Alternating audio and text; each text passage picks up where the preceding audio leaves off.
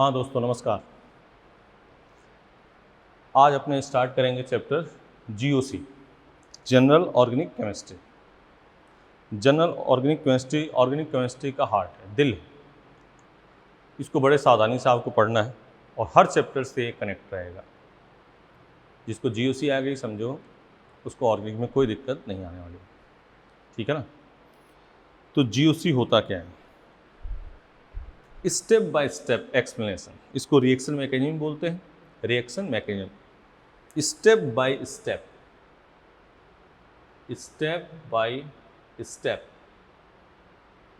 explanation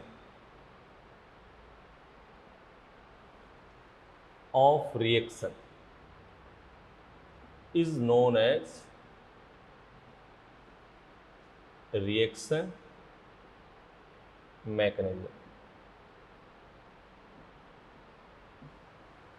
ठीक है, step by step जो एक्सप्लेनेशन कहते हैं उसे रिएक्शन मैकेनिज्म कहते हैं।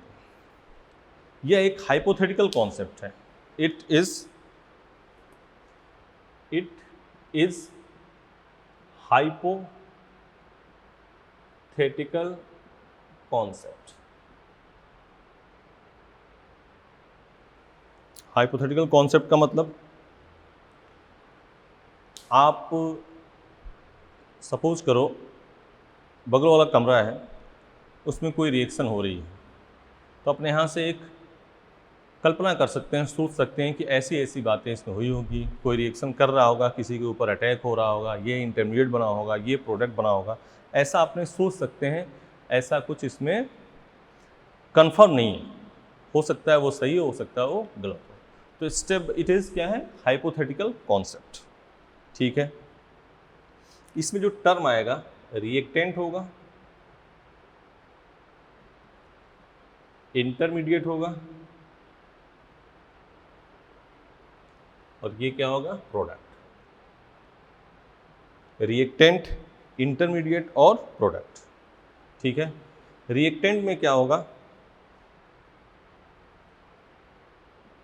एक सबस्ट्रेट होगा और एक क्या होगा? रिएजेंट होगा। एक सबस्ट्रेट और दूसरा रिएजेंट। ठीक है, इंटरमीडिएट आगे आपको जैसे जैसे पढ़ोगे बताया जाएगा। प्रोडक्ट मतलब जो फाइनल प्रोडक्ट होगा वही। सबस्ट्रेट क्या होगा?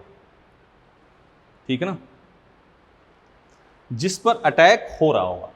सबस्ट्रेट जिस पर अटैक हो रहा होगा, रिएजेंट जो अटैक कर रहा होगा। एक एक मोटा मोटी बात ये होगी, ठीक है ना।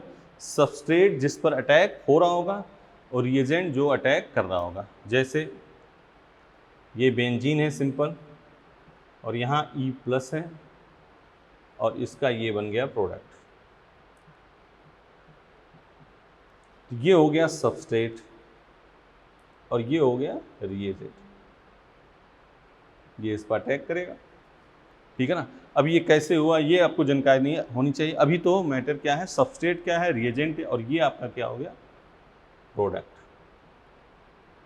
बोलो, इसमें कोई दिक्कत? दोबारा सुन लो। Step by step explanation of reaction is known as reaction mechanism. ध्यान से इसको हर चीज़ों को क्लियर करो, ठीक है। दूसरा, इट इज़ हाइपोथेटिकल कॉन्सेप्ट, सच्चाई से कोई लेना देना नहीं है इसका। इसमें 3 टर्म आएंगे, रिएक्टेंट, इंटरमीडिएट, प्रोडक्ट। इसके 2 सबस्ट्रेट और रिएजेंट जिस पर अटैक हो रहा होगा, जो अटैक कर रहा होगा। जैसे कोई दे दिया गया एग्जाम्पल, तो सबस्ट्रेट इस पर अटैक ये कर रहा है, तो ये सबस्ट्रेट हो गया, ये रिएजेंट। बीच में कोई इंटरमीडिएट बनेगा जो आपको जब मैकेनिज्म बताई जाएगी तो पता चलेगा, और ये क्या है? प्रोडक्ट। देख लो, ठीक है, मिटा दें इसको।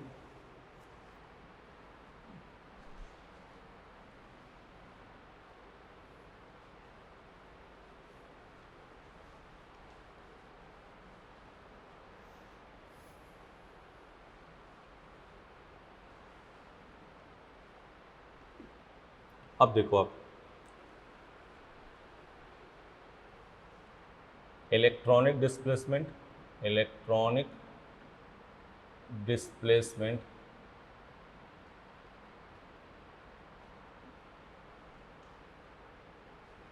परमानेंट इफेक्ट और टेम्परेरी इफेक्ट। कौन सा इफेक्ट, परमानेंट और टेम्परेरी।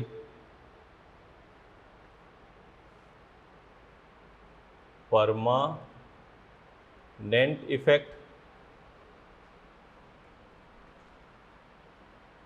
और एक टेम्परेरी इफेक्ट। परमानेंट में कौन कौन से आएंगे, इंडक्टिव इफेक्ट,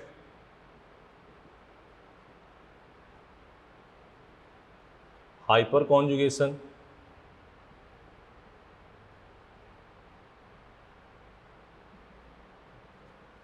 और रेजोनेंस।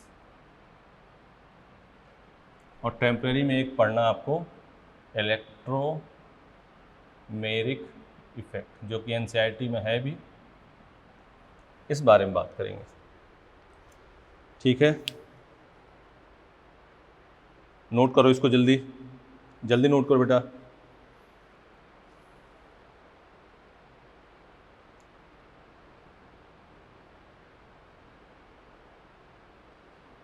हो गया, नोट कर लिया।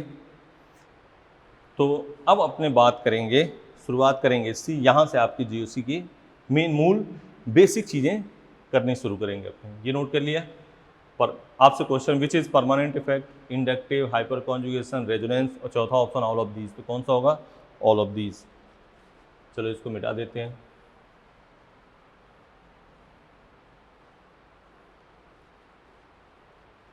ठीक है ना, अब शुरुआत करते हैं आज की काम। इंडक्टिव इफेक्ट, इंडक्टिव इफेक्ट, इसको लिखवाएंगे एक एक करके, पहले इसको समझ लो। ठीक है, इंडक्टिव इफेक्ट आएगा किसकी वजह से, इंडक्टिव इफेक्ट किसकी वजह से होगा, तो इलेक्ट्रोनेगेटिव डिफरेंस की वजह से। क्या आएगा, इंडक्टिव, किसकी वजह से, इलेक्ट्रोनेगेटिव डिफरेंस की वजह से। ठीक है,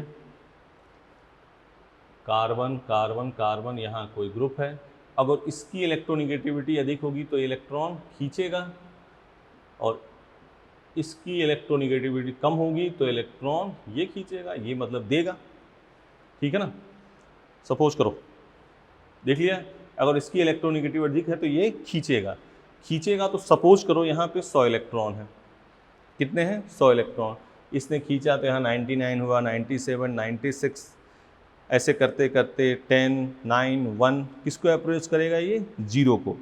तो यहाँ कौन सा होगा,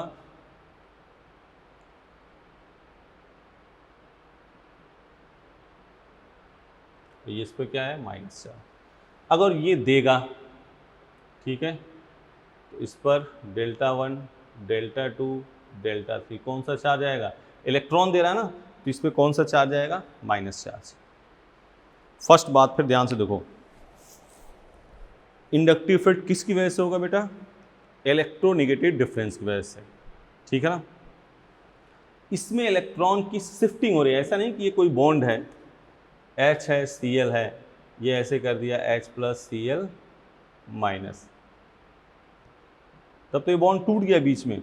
ये नहीं हो रहा है इसमें, इसमें क्या हो रहा है, देखो पार्शियल चार्ज आ रहा है, इसका मतलब क्या है, पार्शियल चार्ज। ठीक है, तो इसमें इलेक्ट्रॉन की शिफ्टिंग होती है, ट्रांसफ़र नहीं होता है, पहली बात, अभी लिखना है इसको। नेक्स्ट बात देखो इधर, जितना पास होगा उसको अच्छा इलेक्ट्रॉन दे पाएगा, या जितना पास होगा उससे अच्छा इलेक्ट्रॉन खींच पाएगा। ठीक है, तो ये डिस्टेंस डिपेंडेंट होता है। क्या होता है, डिस्टेंस डिपेंडेंट। ठीक, कौन कौन सी बात बोली, पहला इंडक्टिव इफेक्ट किसकी वजह से होगा, इलेक्ट्रोनेगेटिव डिफरेंस की वजह से होगा। दूसरा, इस पर कैसा, इसमें इलेक्ट्रॉन की क्या होती है, शिफ्टिंग होती है, ट्रांसफ़र नहीं होता है। इसमें कौन सा चार्ज डेवलप होगा, पार्शियल चार्ज, कंप्लीट चार्ज इस पर डेवलप नहीं, तो बॉन्ड ही टूट जाएगा। इसी वजह से तो ये परमानेंट इफेक्ट है। ठीक, दूसरा, मान लो ये चार्ज है, μ = क्या होता है, Q × D। तो जैसे चार्ज बढ़ेगा कम होगा, डायपोल मोमेंट क्या होगा, बढ़े कम होगा, बढ़ेगा या कम होगा। तो यह फिजिकल प्रॉपर्टी को चेंज कर सकता है। ये जनरली किस में होगा, सिग्मा बॉन्ड में। इसमें कहीं कोई पाई बॉन्ड है, जनरली पाई बॉन्ड में नहीं होता है। ठीक, डिस्टेंस के ये क्या है, डिपेंडेंट है। ठीक है ना, तो इंडक्टिव इफेक्ट ये कितने टाइप का होगा, 2 टाइप्स के, एक -I, एक +I। पहले इंडक्टिव इफेक्ट की डिफिनीशन लिखो। लिखो, इट इज परमानेंट, लिखो it is permanent, it is permanent but, it is permanent but slight shifting, it is permanent but slight shifting of shared electron due to electronegative difference. It is permanent but slight shifting of shared electron due to electronegative difference. It is permanent but slight shifting of shared electron due to electronegative difference. ठीक है, सही है। अगला point star बना के लिखते जाओ। अगला पॉइंट, इट वॉज फर्स्ट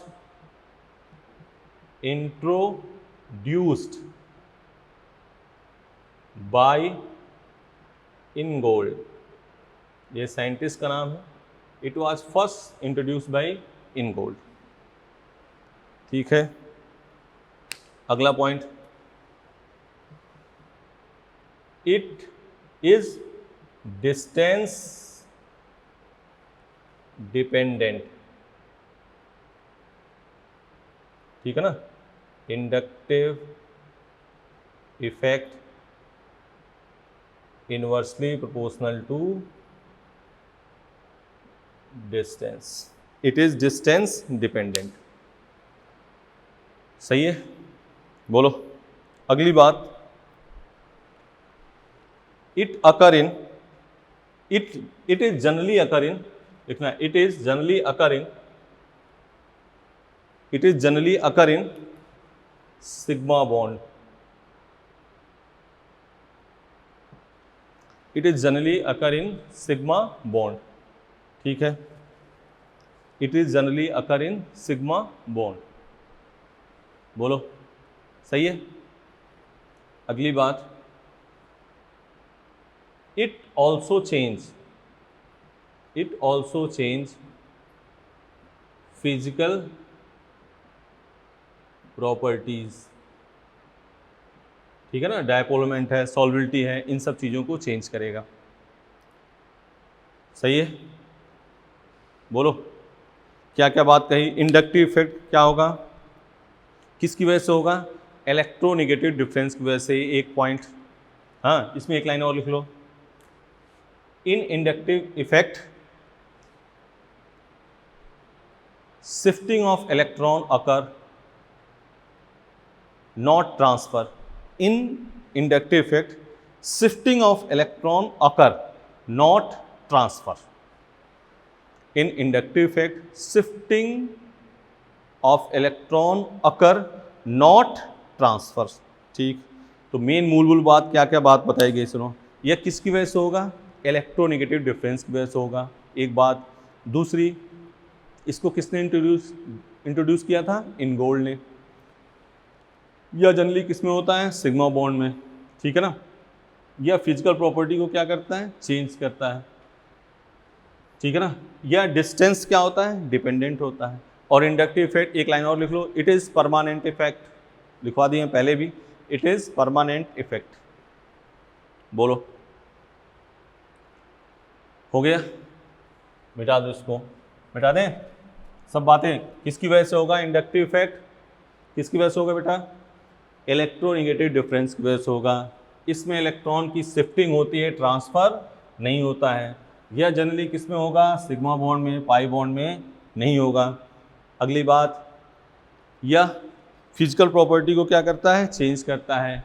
यह ठीक है, डिस्टेंस डिपेंडेंट बात हो गई। इट इज परमानेंट इफेक्ट, इसमें इलेक्ट्रॉन की शिफ्टिंग होती है, ट्रांसफर नहीं होता है, बिल्कुल सही। अब लिखो, it is two types, it is two types. पहला, negative inductive effect minus I effect. दूसरा, पॉजिटिव इंडक्टिव इफेक्ट, क्या हो गया, प्लस आई इफेक्ट। बोलो निगेटिव इंडक्टिव इफेक्ट और पॉजिटिव इंडक्टिव इफेक्ट। ठीक है, हेडिंग डाल दो निगेटिव इंडक्टिव इफेक्ट, इसको मिटा दें, हेडिंग डाल दो आप निगेटिव इंडक्टिव इफेक्ट। इस पर थोड़ी बात करेंगे, निगेटिव माइनस आई इफेक्ट, ठीक है ना। देखो इसमें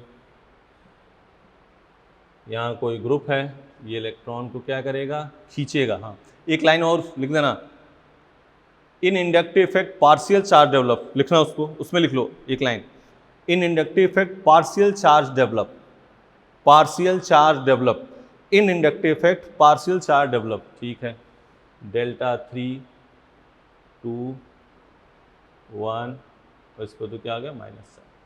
तो इंडक्टिव इफेक्ट जिसमें ग्रुप इलेक्ट्रॉन क्या करेंगे, खींचेंगे, वही क्या होगा, इंडक्टिव। ठीक है, लिख लो, लिखो इसमें definition, if the shared electron, if the shared electron are slightly shifted, if the shared electron are slightly shifted towards the group is known as inductive effect. If the shared electron are slightly shifted toward the group, if the shared electron are slightly shifted towards the group, ठीक है ना, order of minus I effect,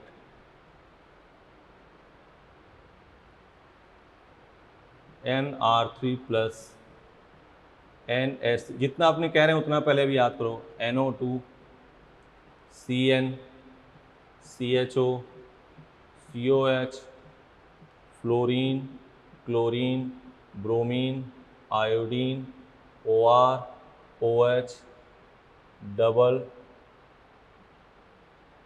triple bond, double bond, single bond और H।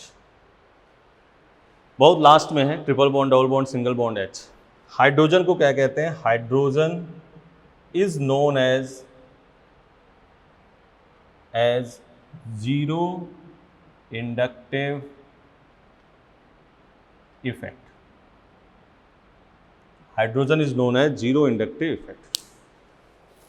अब आज का काम क्या है आपका, सुन लो, अभी इतना ऑर्डर आगे भी लिखते रहेंगे, ये ऑर्डर आपको याद होना चाहिए। सबसे अधिक NR3 प्लस NH3 प्लस, हाँ प्लस चार्ज हट गया तो ये इसके बाद आ जाएगा भाई, ठीक है। तो अभी तो इसको फिर हम धीरे धीरे काम करेंगे, पहले तो अभी ये ऑर्डर आपको याद हो, NR3 plus NH3 plus NO2 CN CHO COH fluorine bromine iodine OR OH triple bond, double bond, single bond, H। Hydrogen को क्या कहते हैं, जीरो इंडक्टिव इफेक्ट। देखो GOC हमने जो बात करी, GOC में बात करी पहले, स्टेप बाय स्टेप एक्सप्लेनेशन को क्या कहते हैं, रिएक्शन मैकेनिज्म।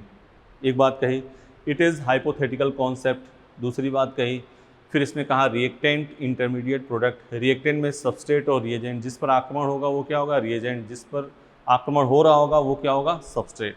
ठीक है, फिर नेक्स्ट बात करी हमने क्या,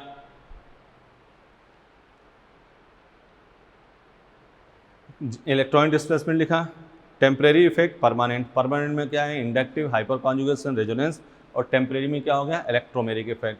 अब इंडक्टिव इफेक्ट को अपने क्या कर रहे हैं, पढ़ रहे हैं। इंडक्टिव इफेक्ट को क्या कर रहे हैं, पढ़ रहे हैं। तो इंडक्टिव इफेक्ट किसकी वजह से होगा, अब इंडक्टिव इफेक्ट से मामला इसमें सेट करना है, 2 दिन चलेगा इंडक्टिव इफेक्ट। इंडक्टिव इफेक्ट किसकी वजह से होगा, इलेक्ट्रोनिगेटिव डिफरेंस की वजह से होगा, पहली बात, ठीक है। इसमें यह डिस्टेंस डिपेंडेंट होता है, इसमें इलेक्ट्रॉन की शिफ्टिंग होती है, ट्रांसफ़र नहीं होता है, परमानेंट इफेक्ट है, ठीक है। यह जनरली किसमें होगा, सिग्मा बॉन्ड में, पाई बॉन्ड में नहीं होगा। यह फिजिकल प्रॉपर्टी को क्या करेगा, चेंज करेगा, बोलो, ठीक है। नेक्स्ट बात, ये 2 टाइप का होगा, -I प्लस, इसमें पार्शियल चार्ज डेवलप होगा, फुल चार्ज नहीं होगा। एक इलेक्ट्रॉन खींच सकता है, माइनस निगेटिव इंडेक्स जो इलेक्ट्रॉन खींचेगा, -I का ऑर्डर आपने लिख लिया, इसको पोज करके देख लेना, और इसको इस ऑर्डर को याद रखा, कहना सर और भी हैं, बिल्कुल हैं, लेकिन पहले इसको छोटे बेसिक से आप काम करो, पहले छोटे वाले याद हो जाए, फिर आगे अपने आप कर देंगे। मिटा दें इसको, अब माइनस आई का एप्लीकेशन, हाइड्रोजन को क्या कहते हैं, zero inductive effect.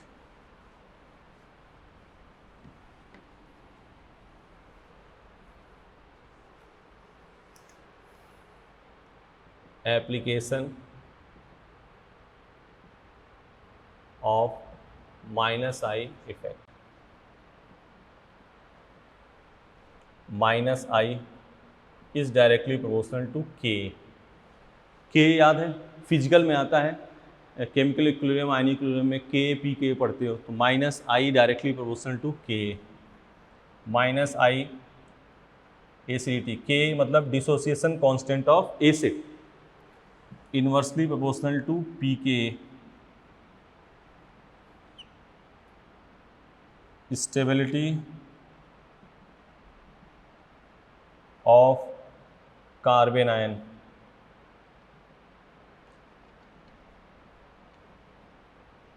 Stability of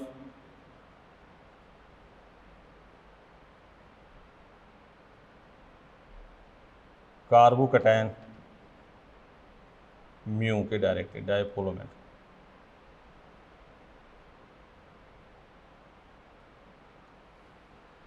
inductive effect क्या होगा, डायपोलोमेंट के क्या होगा, डायरेक्टली। इतने तो एप्लीकेशन है, यहाँ लिख लेना। डिसोसिएशन, के को क्या कहते हैं, डिसोसिएशन कांस्टेंट ऑफ एसिड, ये इसका एप्लीकेशन, ठीक है ना। अब जैसे कहा गया एसिडिटी के बारे में, डीएनपी रूल बताएंगे, लेकिन पहले भी देखो सिंपल से क्वेश्चन कहा जाएगा ऑर्डर ऑफ एसिडिटी, तो जितना अच्छा माइनस आई लगा होगा एसिडिटी उतनी ही अधिक होगी, ठीक है। CH2NO2 COH, CH2 CN COH, CH2 F COH, देख रहे हो, CH2 CH3 COH।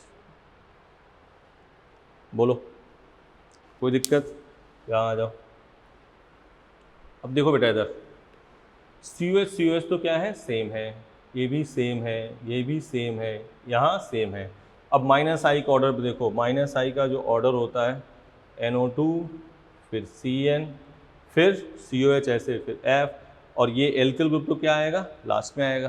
तो सबसे अधिक एसिडिक कौन होगा, फर्स्ट, फिर सेकेंड, फिर थर्ड, फिर फोर्थ।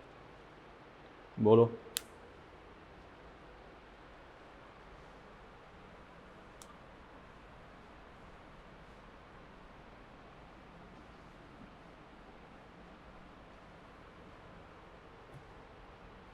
एक इसमें टर्म आता है DNP रूल। DNP मतलब डिस्टेंस, पहले देखना है डिस्टेंस कितना पास है, फिर नंबर, और फिर देखना है आपको पावर। एसिडिटी देखने के लिए क्या देखोगे, DNP रूल, डिस्टेंस फिर नंबर फिर पावर, ठीक है। इधर आ जाओ,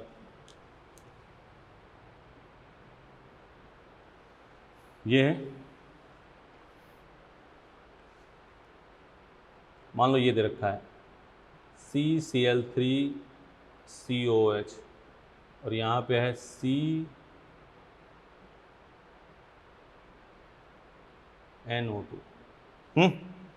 अब CCOH तो दोनों में है, देख रहे हो ना, CCOH तो है, इसमें 3 Cl है, इसमें NO2 है, तो डिस्टेंस तो सब में बराबर है।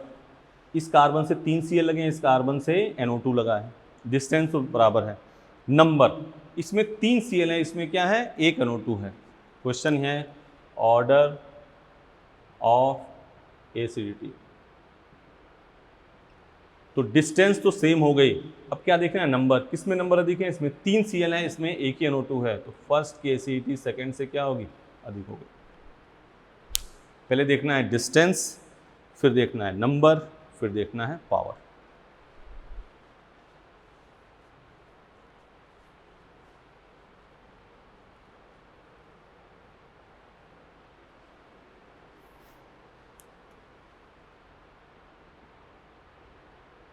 CH3CHBr ऑर्डर ऑफ एसिडिटी की बात कर रहे हैं, ऑर्डर ऑफ एसिडिटी। दूसरा है CH2Br CH2COH। तीसरा है CH3CH2COOH। ये है ऑर्डर ऑफ एसिडिटी। अब देखो COH सब में 3 COH है। अब देखो यहाँ Br माइनस आई लगा है, यहाँ Br माइनस है, यहाँ कोई माइनस आई नहीं है। जनरली एल्किल ग्रुप है वो बहुत कम होता है, तो लास्ट में ये एल्किल ग्रुप को जनरली किस में लेते हैं, प्लस आई में। अब देखो किस में डिस्टेंस कम है, यहाँ डिस्टेंस इतनी और यहाँ डिस्टेंस इतनी, तो फर्स्ट सेकेंड में कौन अधिक, कितना पास है COH के, फर्स्ट वाला। तो अधिक एसिडिक कौन होगा, फर्स्ट, फिर सेकेंड, फिर थर्ड।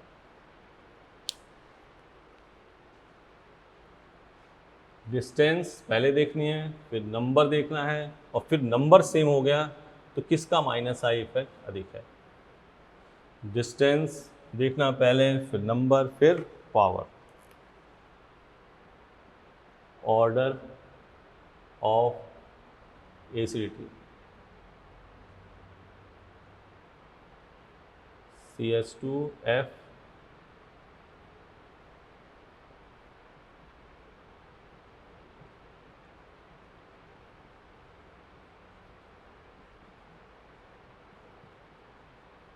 देखो सब में डिस्टेंस सेम है, देख रहे हो ना, सब में डिस्टेंस सेम है, डिस्टेंस सेम है, डिस्टेंस सेम है, तो क्या हो गया, A B और ये C।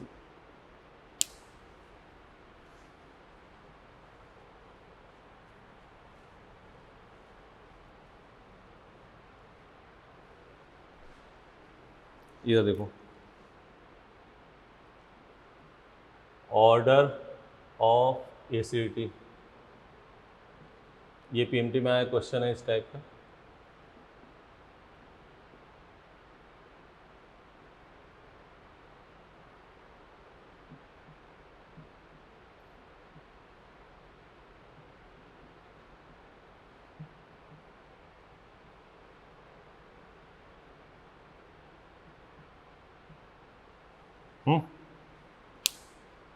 अब देखो इधर, इसमें यहाँ लगा दो,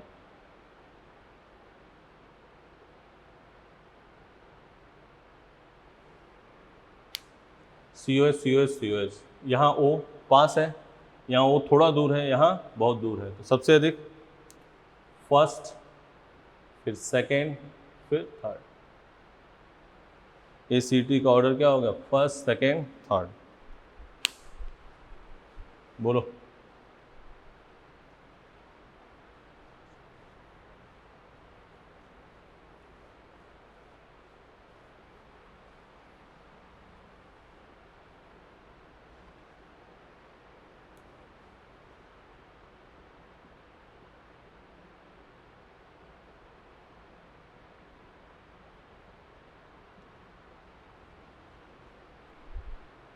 ये है, इधर आ जाओ, CH3CHFCOOH CH2Br CH2COOH CH2F CH2COH। ये क्वेश्चन है, क्या बताना है, ऑर्डर ऑफ एसिडिटी, ठीक है ना। माइनस आई का ऑर्डर कल सबको याद होना चाहिए, सबसे अधिक NR3+, फिर NH3+, फिर NO2, फिर CN, फिर CHO, फिर COH, fluorine, chlorine, bromine, iodine, OR, OS, triple bond, double bond, single bond, H। Hydrogen को क्या कहते हैं, जीरो इंडक्टिव। अब ये है COH, ये तो सब में है, यहाँ देखो F पास लगा है, यहाँ Br थोड़ा दूर, यहाँ Br दूर, तो सबसे स्ट्रॉन्ग कौन सा होगा, A, फिर C। ये देखो दोनों में डिस्टेंस सेम हो गई, लेकिन F और Br में किसका माइनस आई अधिक होता है, F का, ACB। बोलो सही है।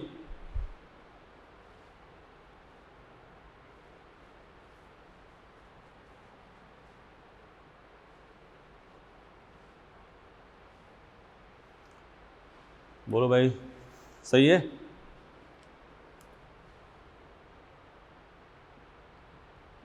ऑर्डर ऑफ ACT, अब कई क्वेश्चन लिख दे रहे हैं तो मुझे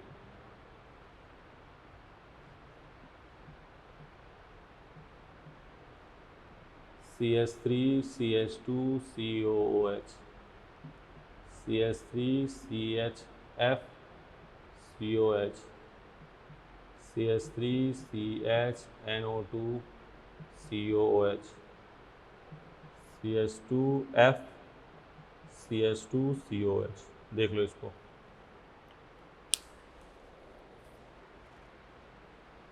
और ये किधर क्वेश्चन, तब तक इसको देखो, खुद करो।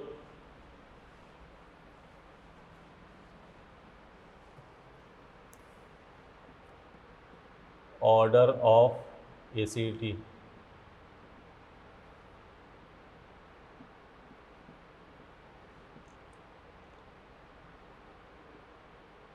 CH3 CH2 COH, CH3 CH OH COH, CH3 CH CN COH। ये है लोग, एक बार आज वाली बात, क्योंकि GOC स्टार्ट किया है, सब बच्चे ध्यान दो। GOC को रिएक्शन मैकेनिज्म भी कहते हैं, ये ऑर्गेनिक केमिस्ट्री का दिल है। फर्स्ट बात सुन लो, step by step explanation of reaction is known as reaction mechanism. It is hypothetical concept, reactant, intermediate, product. Reactant एक पे अटैक होगा, एक करेगा, सबस्ट्रेट और रिएजेंट, ठीक है। फिर electron displacement, permanent effect, temporary effect. Permanent में क्या होगा, इंडक्टिव आएगा, हाइपर कॉन्जुगेशन, रेजोनेंस, जो आज हमने इंडक्टिव शुरू कर दिया है। टेम्परेरी, इलेक्ट्रोमेरिक, 15 मिनट का काम है उसमें, बस इंडक्टिव इफेक्ट लिख दिया। इंडक्टिव इफेक्ट किसकी वजह से होगा बेटा? इंडक्टिव इफेक्ट किसकी वजह से होगा? इलेक्ट्रोनेगेटिव डिफरेंस की वजह से होगा। इसमें इलेक्ट्रॉन की शिफ्टिंग होगी, ट्रांसफ़र नहीं होगा, ठीक है। ऑर्डर आपको ध्यान रखना है, यह डिस्टेंस डिपेंडेंट होता है, इसमें पार्शियल चार्ज डेवलप होता है, यह जनरली सिग्मा बॉन्ड में होता है, इसमें distance dependent inversely proportional distance, यह फिजिकल प्रॉपर्टी को चेंज करता है, ठीक है।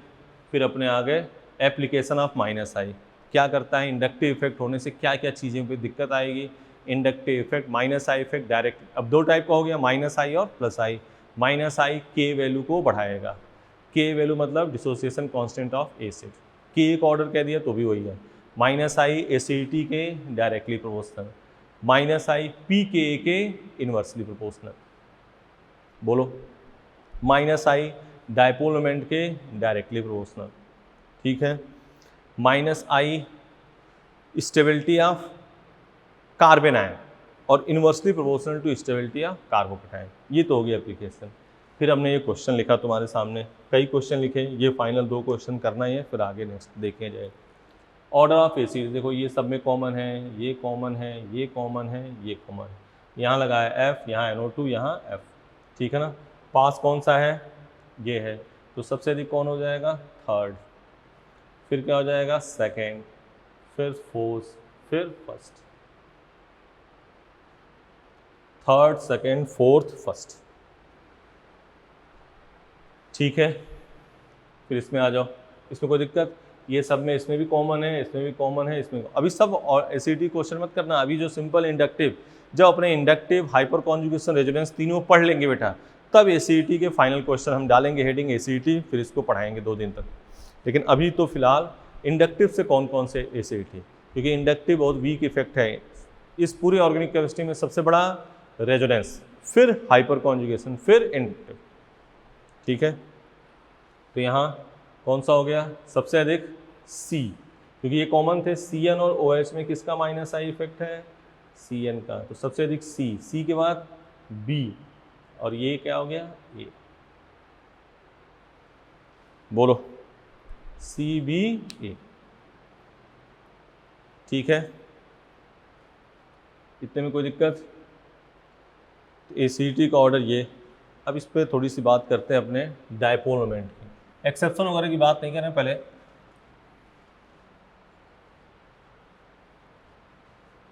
जितना अच्छा माइनस आई होगा डायपोल मोमेंट उतना ही अधिक होगा। जैसे ऑर्डर ऑफ डायपोल मोमेंट, ठीक है, CH3 CH2 NO2 और सेकेंड है CH3 CH2 CH3, first greater than second, क्योंकि NO यहाँ पे क्या आ गया, माइनस आई इफेक्ट। जितना अच्छा माइनस आई इफेक्ट होगा डायपोल मोमेंट उतना ही अच्छा होगा, ठीक है। तो ऐसे इसमें एक्सेप्शन भी है, लेकिन एक्सेप्शन आपको धीरे जब सब ACT हो जाएगी तो आराम से 4-5 मैटर नोट करके लिखा के उसको आपको बताएंगे, ठीक है ना। इन्हीं क्वेश्चनों में के पूछे, सुन लो ध्यान से, के पूछे तो यही ऑर्डर होगा, पीके पूछे तो इसका उल्टा कर देना, के पीके, ACT और के सेम ऑर्डर, पीके उसका अपोजिट, और जनरली डायपोल मोमेंट माइनस आई के डायरेक्टली, लेकिन एक्सेप्शन है इसमें, बोलो, ठीक है।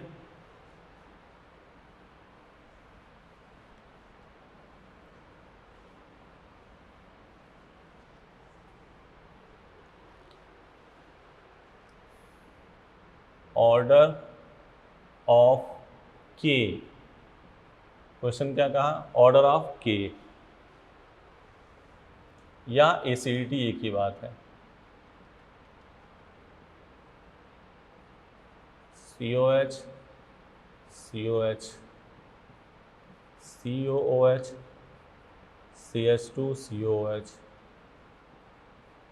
CH2 CH2 COH और COH, देख रहे हो, इसमें 2 COH, इसमें कोई कार्बन है नहीं है, एक कार्बन है, 2 कार्बन है, यही तो है। तो इसमें डिस्टेंस कम है, इसमें डिस्टेंस थोड़ी सी और अधिक, इसमें डिस्टेंस और अधिक, तो ACT या के वैल्यू का ऑर्डर क्या होगा, फर्स्ट सेकेंड थर्ड, बोलो,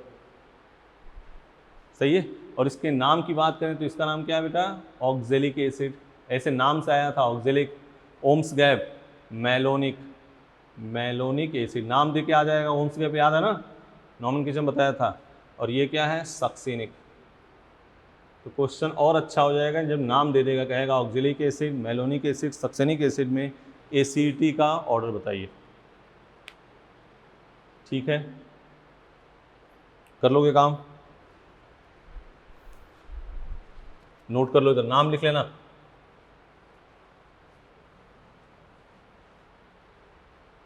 एक फाइनल और क्वेश्चन करते हैं, फिर नेक्स्ट क्लास में करेंगे, फिर देख लो इसको।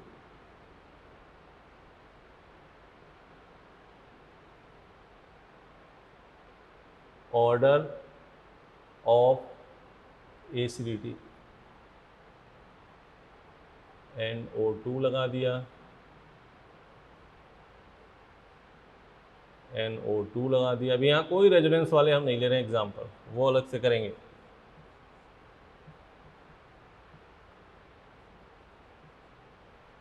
सबसे अच्छा कौन होगा, फर्स्ट, फिर सेकेंड, फिर थर्ड, बोलो, के वैल्यू का ऑर्डर, ACT का ऑर्डर ही हो, ठीक है बेटा।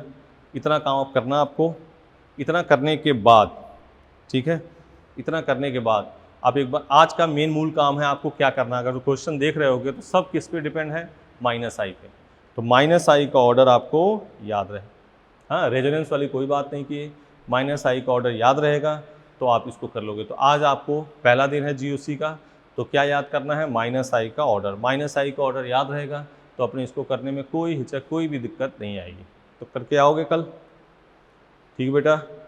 टेस्ट का एक रिवीजन देख लेना, कोई क्वेश्चन होगा तो उसको देख लेना, इसमें कर ही दिया था हमने, एक एक क्वेश्चन के आप निकाल लेना आंसर, हाँ, हर क्वेश्चन पढ़ाया गया था बेटा, ठीक है ना। ऐसे GOC भी आप वीडियो के साथ चलोगे तो आपका मामला बहुत सही हो जाएगा, ठीक है। तो आप इसको कर लो, करने के बाद इसके आगे कंटिन्यू करेंगे, लेकिन आज का मूल काम क्या है, माइनस आई का ऑर्डर, ठीक है, माइनस आई का ऑर्डर याद करके आना, ठीक है। Thank you, best of luck.